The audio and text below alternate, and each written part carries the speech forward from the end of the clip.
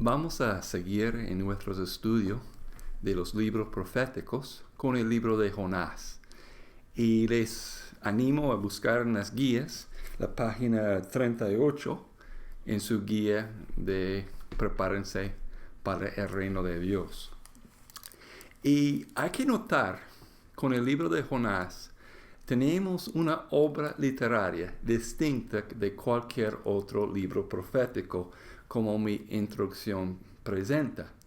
Porque en lugar de ser una colección de varios sermones o mensajes de un profeta, la obra de Jonás es la historia, lo que ocurrió a un profeta en sí, y no tanto el mensaje que él predicó. Y como tengo escrito aquí en mi introducción a la obra de Jonás, el segundo párrafo, leímos, es importante notar que el mensaje de Jonás no se trata de la historia de un hombre quien fue tragado por un pez enorme y cómo sobrevivió a esa experiencia. Aunque la historia de Jonás es famoso por ello, esto no es el mensaje principal. Y quiero enfatizar ese punto, ¿no? El mensaje es otro y mucho más profundo. Sale de la propia relación del profeta con Dios. Es un mensaje sobre la persona y el carácter de Dios mismo y sus propósitos en relación con los pueblos y las naciones del mundo.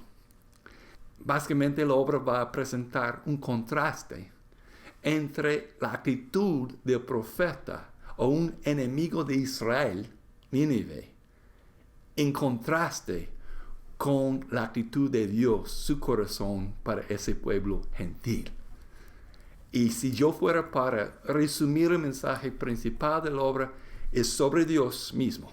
El Señor es bondadoso y compasivo. Y vamos a ver estos detalles en la obra. El autor está claramente identificado en la obra como esa es la palabra del Señor que vino Jonás, hijo de Amittai, como versículo 1 lo declara. Es interesante que el nombre de ese profeta también aparece en 2 Reyes capítulo 14 versículo 25.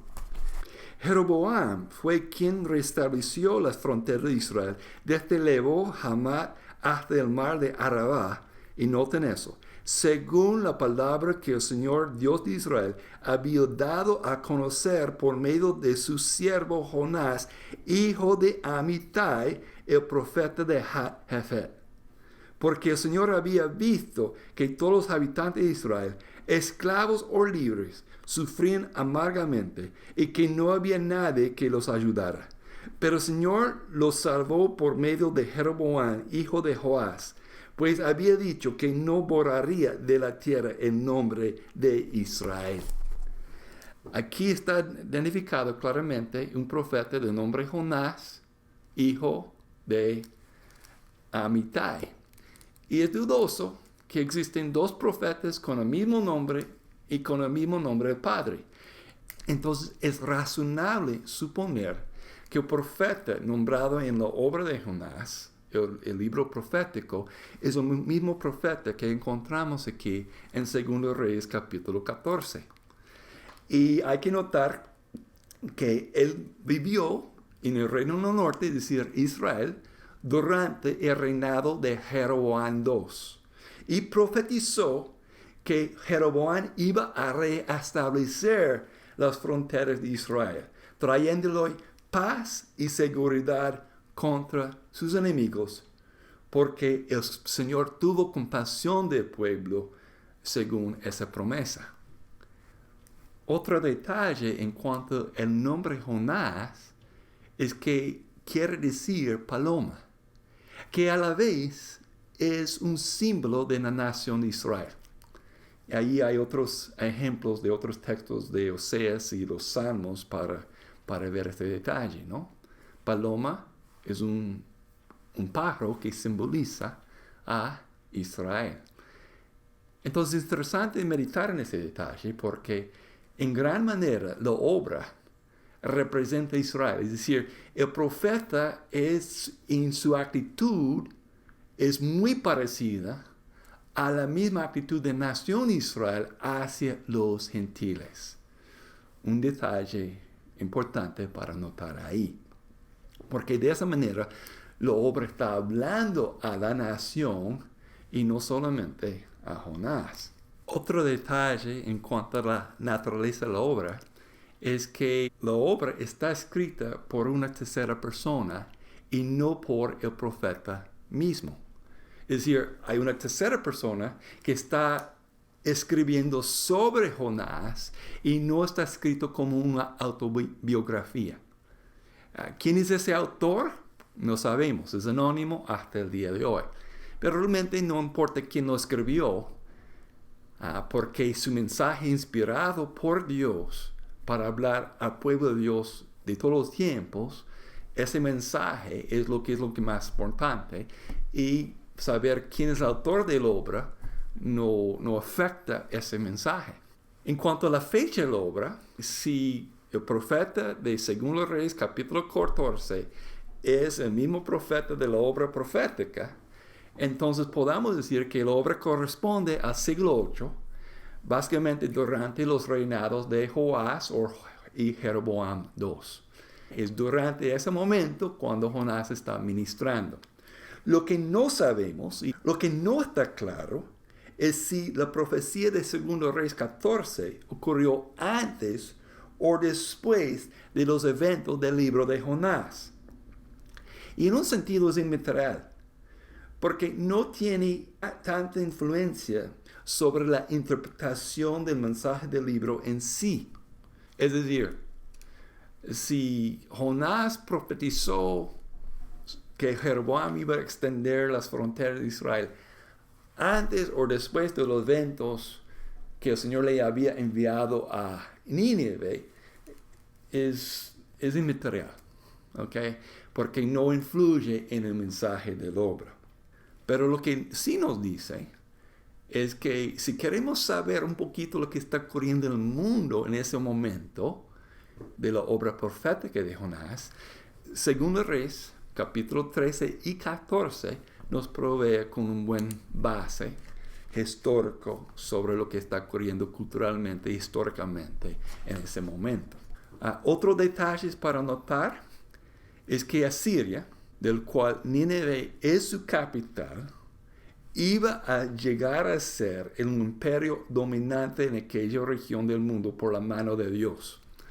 Y Isaías en particular, que viene después de Jonás, profeta del siglo 8 también, él comenzó a anunciar que Dios iba a usar a Asiria como su vara de disciplina, no solamente contra Israel, sino contra muchas naciones y pueblos. Es decir, y el Señor estaba levantando a Asiria, y en eso Asiria, capital Nínive, es un enemigo de Israel. Hay que notar ese detalle, porque eventualmente Asiria iba a conquistar Israel en el año 722 y va a dispersar a los israelitas por todo el imperio que ellos habían conquistado entre otros pueblos y naciones. Y luego Asiria fue conquistado un siglo más tarde por Babilonia. Entonces todos estos detalles apuntan a que Jonás es un profeta temprano del siglo 8. Probablemente durante el creciente poder de Asiria como una nación dominante y temida por los otros pueblos a su alrededor. Ese detalle es importante porque explica un poquito la renuencia de Jonás de ir a Nínive inicialmente. Dios estaba levantándolo para ir y predicar contra un enemigo de Israel.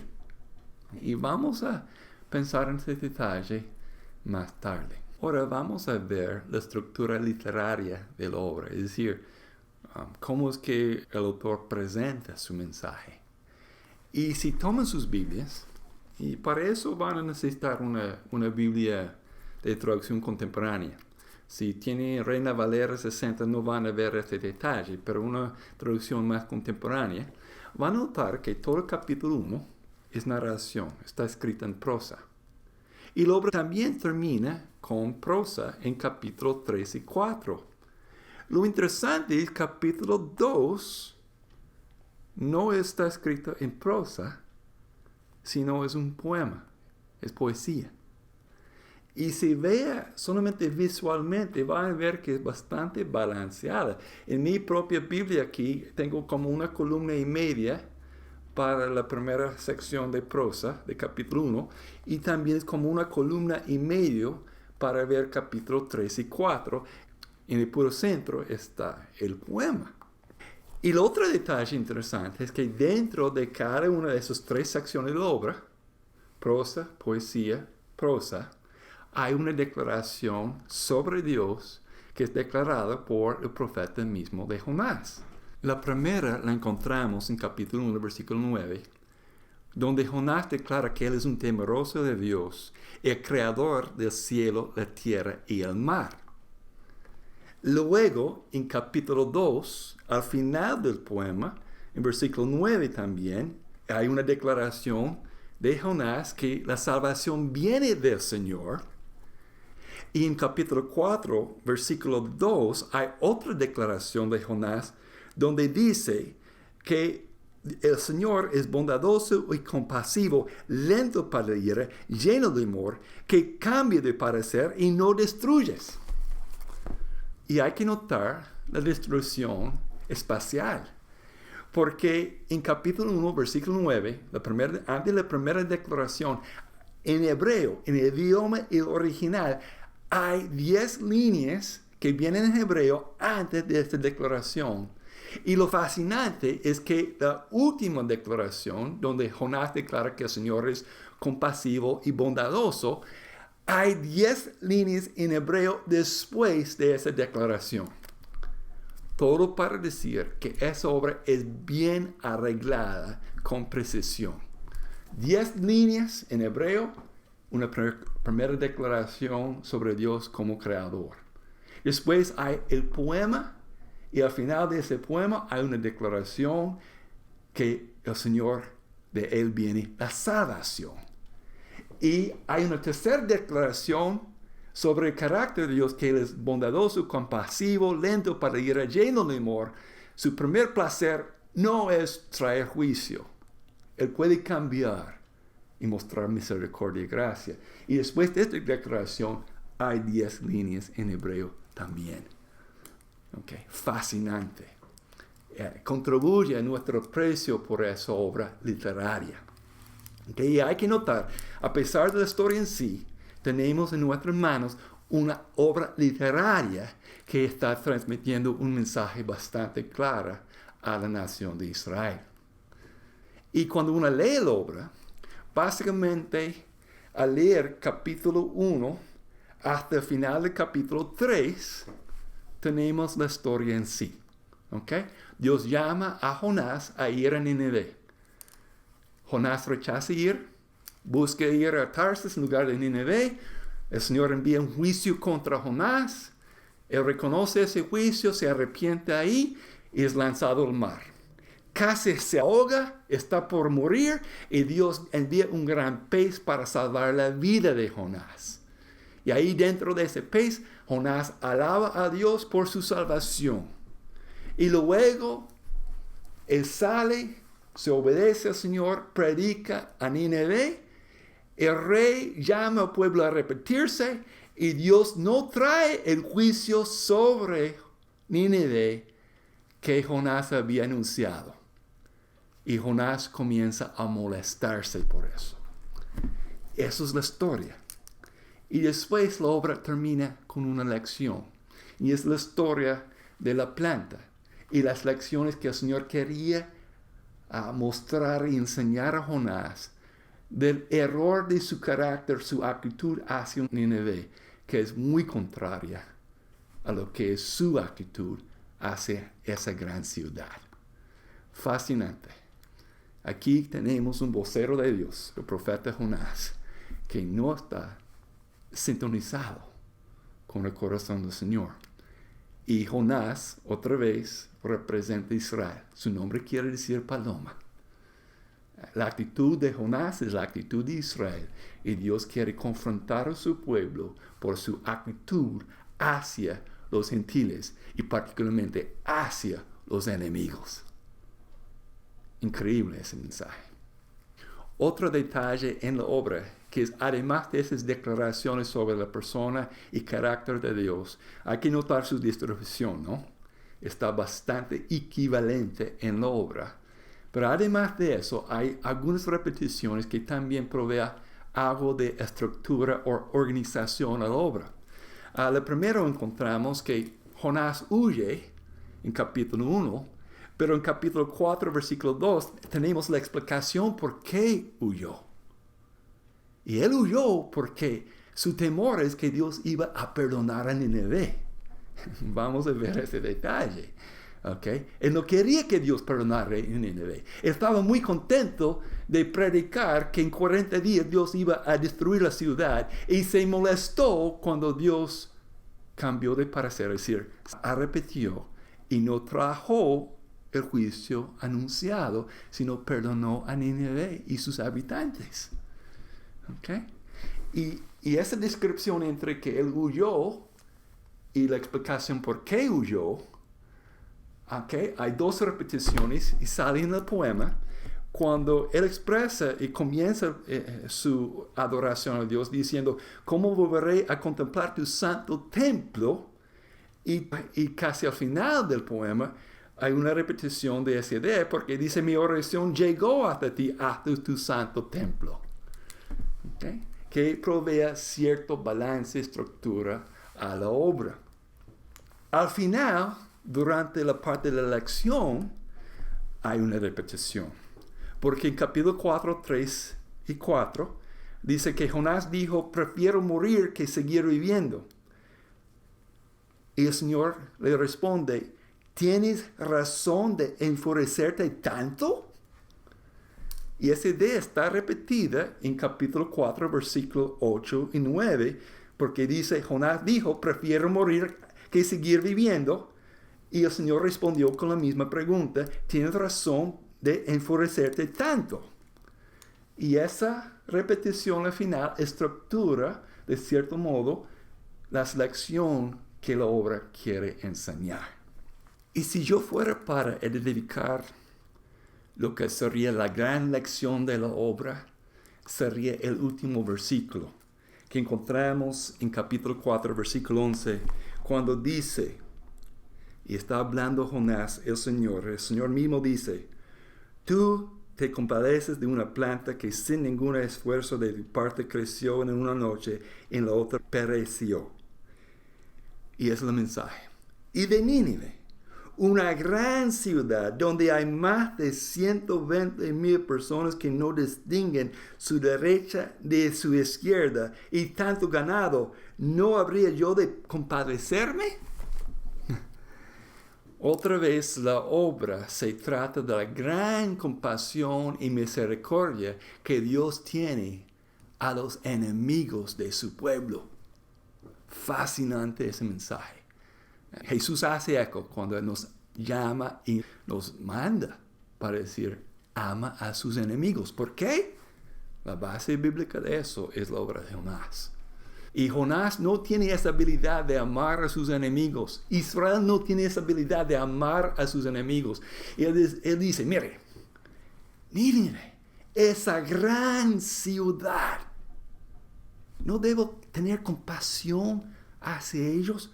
Porque ni saben su mano izquierda y su mano derecha. Es decir, no tienen una brújula moral. No saben distinguir entre el bien y el mal. No saben a dónde va. Y sobre una ciudad así, no debo tener una compasión. Fascinante. La obra nos habla de la gran compasión y misericordia que Dios tiene para todas las ciudades del mundo. Si pensamos en hoy, su compasión para Hong Kong, para Bangkok, ¿okay? Para Cali, para la Ciudad de México, para Caracas, para Los Ángeles, lo que sea.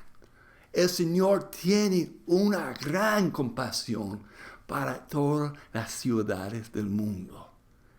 Y eso es lo que no tenía el profeta ni el pueblo de Dios. Fascinante el mensaje. Dios es compasivo a nuestros enemigos. Nos gusta o no. Es lo que logra. Nos comunica. Qué bueno que está aquí, en el registro de la revelación progresiva del Señor.